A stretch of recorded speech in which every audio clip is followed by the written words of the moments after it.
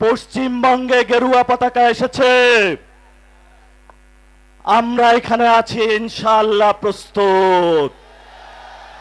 সবাই প্রস্তুত আছেন?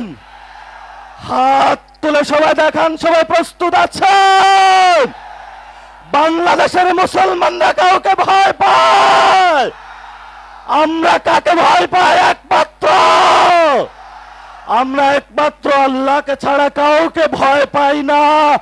অসংখ্য শহীদ আমাদের সামনে আছে, শহীদ হব, জান্নাতের বুকে ঘুরে বেড়াবো তোমাদের জন্য। তোমাদের মতো 2 টাকার মতো আমাদের জীবনের মূল্য না। শেখ হাসিনাকে নিয়ে আসবো এই দেশে, ফাঁসির কাস্টে ঝুলাবো।